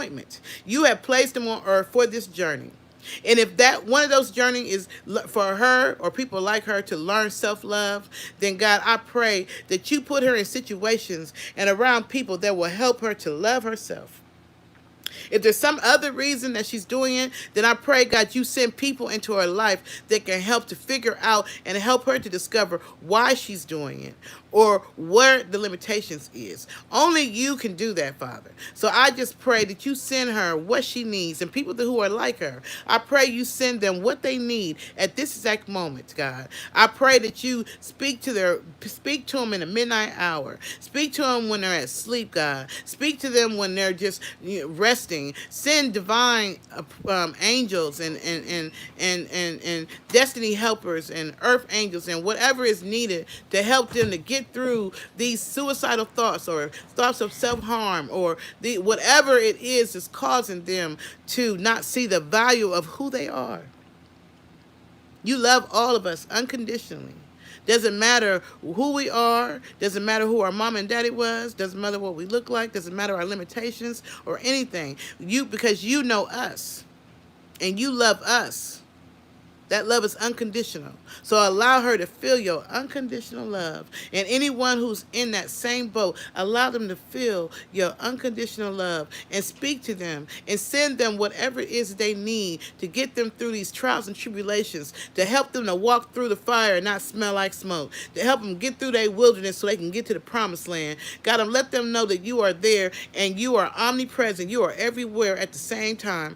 I pray this in Jesus' holy name. Amen. Jesus.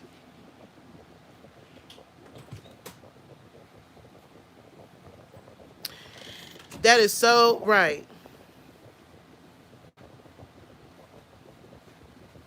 Um, so Sam prayed. Sam said, Heavenly Father, please bless and strengthen Maya, or Maya. I don't know how to pronounce your name, Maiya. Give her the courage to see within herself that she's beautiful and good enough to understand that her life has meaning. Praise God. I'm in agreement with you in that. Paul said, you just have to keep on keeping on, like the Curtis Mayfield song said. That's right, Paul. Speak to her. Sam said she's giving us meaning right now and helping us learn that help comes in all shapes and forms. Jesus, come on now. Yes, Lord. Maya said, I guess Maya. How you pronounce Maiya?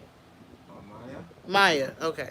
Maya said, thank you so much. I have subscribed. I love you so much. When you go live, I will be there. Thank you so much. I love you. You know, I wanted to, Jesus. So I always believe that anytime God gives us an assignment, we're supposed to do that, right? And we're supposed to love each other unconditionally, right? Because God is love. So it doesn't matter to me who you are. It doesn't matter to me where you live. Just know that you are loved, okay? And I don't care if what the enemy might lies they might have told you in the past. God said he made you in his perfect image, and he ain't make not one mistake when he created you. He created you to be the queen that you are. So you just got to get past the lies of the enemy, and you got to see that God has such a wonderful future for you.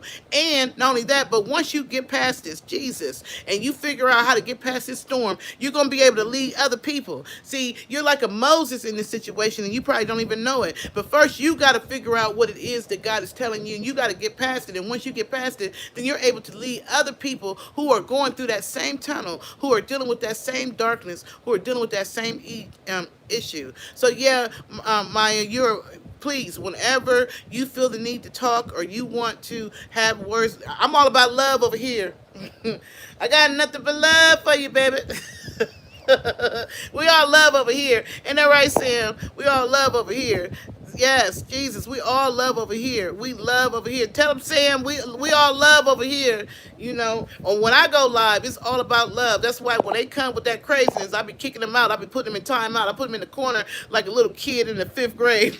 I put the little cap. What's the little cap that they used to put on their head when they act up? Huh? Dunce cap? The dunce cap. I put the dunce cap on them. I put them in timeout. Nothing but love. Nothing but love. Nothing but love. You know, and God is love.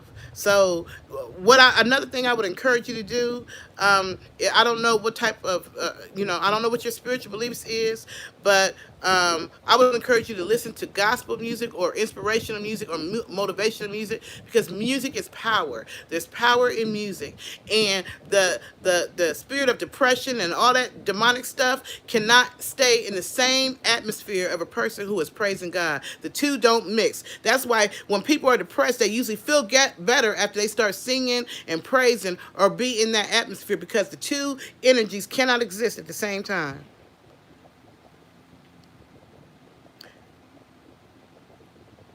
Jesus, how old are you? Yeah, Maya, how old are you? Paul, the cloud will pass, Maya. You just have to reach out when you feel like harming yourself. Get into the presence of positive energy. Whenever you feel like you want to hurt yourself, that's when you're in a low vibrational energy, right? So you got to get yourself out of that low vibrational energy, and you got to take yourself to a higher level of vibration. And you do that by raising your frequency level, right? And a lot of times music will do that. Listen to some positive music. You listen to some inspirational words. You know, are you for real? You're 13? First of all, how are you able to get on my live at 13? I swear I got this thing and say no, nobody under the age. But that's okay though. You know, so during those times when you're in, if you're a teen, during those times is when your hormones are doing flips. It's all, your hormones is all over the place in your teenage years. So some of it that you're going through may just be hormonal, you know. Um, you're trying to understand. You're in that. You're going through. Your body is changing, and you're going through those changes. And so sometimes your mind be going through the most, and you're in your head a lot. And then and then like he said, the internet don't help. You know, with all that craziness they got going on and stuff. So I would encourage you to listen to positive music. Listen to music that encourages your spirit. Find stuff that you like to do and do that. You know, depending on who your circle is, look at the people that are in your circle. And if you are with people who are, or you know, they got negative energy, or they always doing negative stuff, or they speaking negative words, get yourself out of that environment and put yourself in an environment where there is encouragement and there is love and positivity, where you support each other. Find a support group. Jesus, look into the the girl and boys club, or some of those different clubs that you can get into, and find a sport that you like, or find a group something that you like to do. Um, Sam said, uh, Maya, there's a song called The Healing by Blanca and Dante that got me through my suicidal depression state. I'm going to have to look that I up. think I heard that song. Have you? I think I did. I might be. Is it not? Is that a, he said, I heard of those names before. what, the Healing? Blanca. Oh, the, Blanca and Dante. Dante, you have?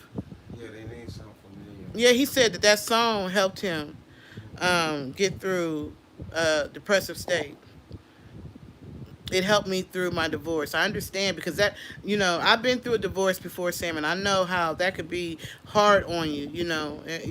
Especially if you're someone who you're religious. And so fighting through whether or not you shouldn't, you know what I'm saying, depending on how your family deals with it, or how you grow up looking at divorce, or even if you really didn't want the divorce, or you did, or you got kids, like it'd be a lot to go into that. It'd be a lot to go into that.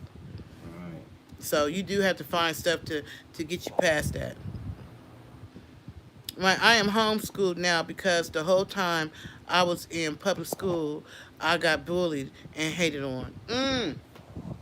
Oh Lord. So so now, mm, so you were homeschooled. You're homeschooled now, which means that you are not around other children. You're not socializing. Um, and so because you're not socializing, it's causing you to be kind of isolated, sounds like. But when you were around them, you were going through some stages of bullying and stuff. And a lot of children, a lot of people experience bullying in them ages. Because 13, that's like high school, right? Isn't that the beginning of high school? Yeah, like eighth grade. Eighth grade, ninth grade. Yeah. So a lot of times, and you ain't the only one that has gone through some major issues, bullying, all that kind of stuff, um, um, at that age, and it must have got so bad that homeschooling was the option. So that means that you need to get out and socialize. That's what that means. You need to still, because you can't not have those social, what do you call it, the interactions. You still need to be around children your age. You still need to be, so maybe you're homeschooled and that's cool, but you still need to be able to be out and join some type of, is there a boys, I don't know where you live, but is there a boys and girls club near you, or Yeah. YMCA near you, or recreation center? What do you like? Sports? Do you like writing? Do you like music? Like, what do you like get into some things. What other children, do you go to church, join the choir, do get into an atmosphere where you are around other people, because you still need that social interaction. Because if you don't, then it's causing depression. It's making you think about what them kids said, and it's playing around in your head and all that kind of stuff, and you need to get out of that energy. Mm. You got to get out of the energy. You just need to, like I said, all you got to do is that the enemy is a, let me tell you something. You see the color of my skin, Maya? I went through life. I went through childhood being tortured because in the 80s, and I tell you all this all the time, it wasn't cool to be dark skinned in the 80s. Mm. The 70s and 80s was In not. Ohio. Huh? You said that was Ohio. No, but it wasn't cool. It was, I went through the most because I was dark skinned. You know what I'm saying? That was, I didn't go through the racism thing. I didn't go through dealing with the black and white racism thing. I went through racism within my own color. Because I got tortured because I was dark. You know what I'm saying? So I was dark, I was ugly, I was everything. And the time when the opinions of your peers matter, I was all kind of honey. So I understand how you feeling, but you know what? I had to understand that I'm a queen. right? You're a queen. You're a queen in the making. You 13. You're a queen in the making. The enemy must recognize that there is something powerful about you, so he's trying to come at you with the little kids. But you understand, them kids that's picking with you, they probably going through their own irritation issues. They probably going through their own trauma, because hurt people like to hurt people. You understand what I'm saying? So a lot of times the bullies are the ones who are dealing with the most trauma at home. Don't listen to them. Don't allow those negative words that they spoke to you to penetrate you. You are a queen and you are beautiful. I don't care what they said. You know? There's probably something beautiful about you they was jealous about, and they just was picking with you because of their own self-esteem issues. You know, when people got issues, they usually look for somebody that they feel is less than them or smaller than them or whatever to pick on, so they feel better because somebody picking on them. Listen, you're a queen. You hear what I'm saying? So if you ever come to my life, I'm gonna tell you a queen. I'm gonna say it all day long. You're a queen. You're a 13-year-old queen. A 13-year-old queen that I don't know how you found my page. 'Cause I'm not supposed to have kids up under the age of certain. I don't know. YouTube must have made a mistake, or it was God's will for you to get here in spite of my settings. I don't know. But God got you, Maya. You a queen. You a queen in the making, babe. You are beautiful. You look in that mirror every day, and you tell yourself, I am beautiful. You tell yourself, God didn't make no mistakes when He made me. You tell yourself, God got me here for a purpose and a reason, and at some point, I'm going to help other people who have been bullied and mistreated. But first, you got to love you. You got to love you first, and you got to socialize with other people. Don't be afraid to still make friends. Don't be afraid to find what you love to do and go out and find groups and stuff. Since you're being homeschooled, go out and find different things in the community that you can get into. Go to church if your family goes to church, or go to, if you got recreation centers or a YMCA or a Boys and Girls Club or Girl Scouts or something, and get yourself out and doing activities that boost your self-esteem. And tell all them bullies to kiss your grits.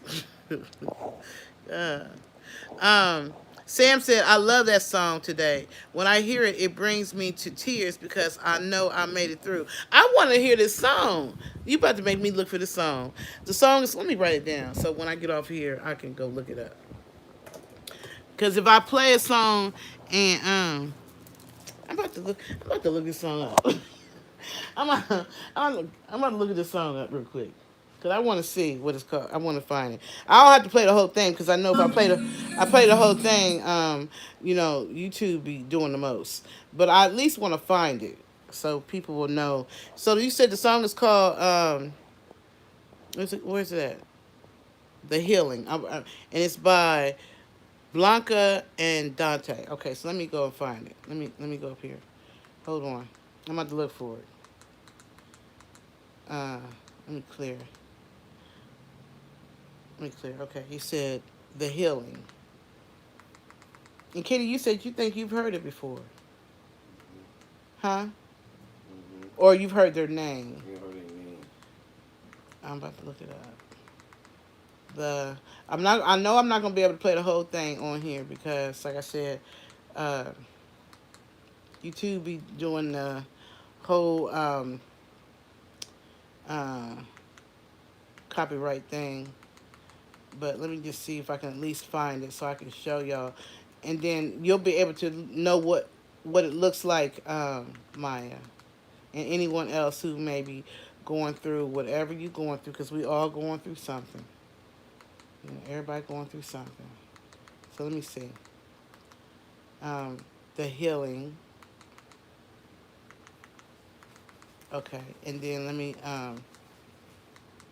and it's by Blanca. Let me see. Hold on. Blanca. Okay, maybe, is this it? The Healing, Blanca. No, that's David. No, he said Dante. Is it Dante? Is that the same? Blanca. Is it okay? Is this? Is this it right here? What is My that? name is Bruce Lavelle. No, that ain't what I'm I'm trying. almost a No, 30-year business owner. that's not what. Hold I on. want Wait to a show minute. you Hold on, my y'all. bathtub. Okay. Hold on. Is this it right here? Is this it? Is this it right here? I believe in you. Maker of stars, the sun and moon, heaven and earth is somebody. Is this it right here? Oh, I believe in you. Took my weary heart. Is this it, Sam? Okay, okay. So everybody go check her out. Let me go. Hold on. Oh snap. Wait a minute. It's called The Healing. Dante Bowe. And got a lot of views 2 years ago. So I'm putting it up, but they're not gonna let me play the whole thing because if I play the whole thing, then they'll block my thing. So um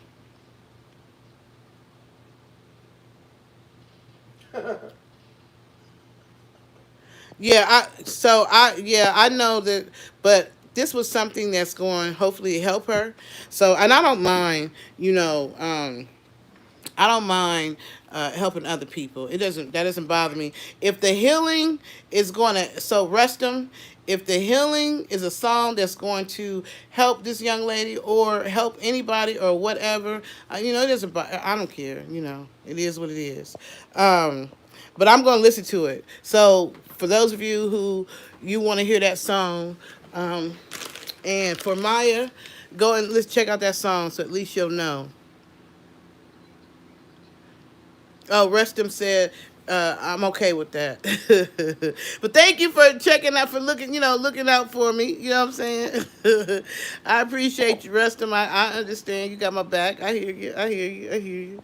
So, but yeah, I just wanted to come on and let y'all know I'm 22 days, y'all. 22 days. 22 days, no smoking. Praise the Lord. 22 days. 22 days. I done made it through. 22 days, baby. 22 days. No cigarettes. Even though I live with smokers. Come on now. 22 days in the house. Yeah, so I've been on here for, Lord, almost 2 hours. Sam, I understand. Look, I don't judge nobody, Sam, because I've been smoking for over 30 years, right? And it was a process. So I don't judge nobody. You do what you got to do till you ready to do what God tells you to do or what you feel like you need to do or whatever. I'm just sharing my journey with you because for me, it was time. And I just didn't want, I wanted to see, can I control my flesh? I wanted to see, do I have the ability to control my flesh or is cigarettes controlling me? I just wanted to see, you know? So, but I don't judge nobody else. Thank you, Rustum. I'm working on it, boo. Hey, 22 days, 22 days. I'm 22 days, 20. I need to make up a song for that. 22 days, 22 days. I need to come up with a song when I hit 31 days. 31 days in the house. 31 days in the house. Guinea, I need to come up with a song. I need to come up with a song when I hit 31 days. 31 days in the house. Hey, hey, hey, hey. Oh, man. Big love, Rena. Amen. Restum, you're awesome. I appreciate that, Restum. I appreciate the love, Because I'm 21, 22 days in the house. 22 days. 22 days. Yeah, yeah. I'm so proud of myself. I didn't even use a patch this time. But I must say, it ain't been easy because on that 22 days, I got some days up there, I'm up there crying like, I can't do this. I'm going through the most. And my son, I guess I got on Isaiah's nerve so bad. He was like, you need a cigarette? I got a black and mild for you, Mom. You tripping, you chill. I was getting on their nerves. Oh, gosh. Yeah, but y'all help me. Y'all really do. Y'all helps me. Y'all helps me get through this. I know that this journey is easier because I have so many people who are supporting me. We love you too, babe. You got this. And you know what? You're going to be singing the same song. You're going to be saying, I ain't hurt myself in 22 days, 22 days, 31 days, 90 days, You're going to be singing the same kind of song, babe. You just got to stay in that positive energy. You got this. You hear me? You got this. Paul. I'm trying. Yeah, Thank you, Paul. I'm trying to stay off I'm running from the devil sticks. He called them devil sticks. He called cigarettes devil sticks. I'm running from this devil sticks. I'm running. Hey, I've had a few days though that I almost slipped. I swear to goodness, but thank God I didn't. So I've been holding on there. I've been like a soldier up in this mug, y'all. Yeah, I know. Yeah, you know what? It ain't easy though. It ain't easy though. It ain't easy though. You gotta make up in your mind that you're ready. It's like we were conditioned to use substances to to cover our issues or our worries or traumatic situations. People use drugs and food and alcohol and stuff to deal with trauma or anxiety or worry or stress or fear or whatever. That we've been trained to use those things, so it's kind of like untraining yourself. But I still be trying to figure out my other thing is coffee, y'all. I still drink coffee. I can't, look, I can't let go of everything. I can't. Something had to stay. I'm one step at a time. But hey. Thank you, Sam. He said, "Keep it up, girl." Rest of them said, "Yep." I feel good. I feel good. So I ain't gonna stay on here. I've been on here 2 hours. What in the heck? And y'all, I'm about to cook. Look at, he's like, he thought I was about to cook. How's that the first thing you gonna say is I thought you was about to cook? It's only, what time is it? 8 o'clock. Oh, is it 8 o'clock? All right, it's time for me to do the girlfriend duties. I gotta go cook, y'all. But peace and love to y'all. Thank y'all for stopping by. Much love to y'all. And have a great day, because I gotta go. I do gotta cook. I'm making gravy and liver and gravy with onions. Homemade gravy, y'all. With onions and rice and broccoli. I'm doing that whole thing. He talking about he don't like liver, but he about to try it today. Chicken liver. It's chicken liver, yeah. Yeah. You about to try it today. All right, love you too, Rena. Rena, you on my Instagram too. I be seeing you over there on Instagram. My Instagram is Patricia Marie Goings. That's my Instagram. But I be seeing you over. You got me all over the place. You got me all around the world. All right then. Peace and love, y'all. Have a good night. Love y'all.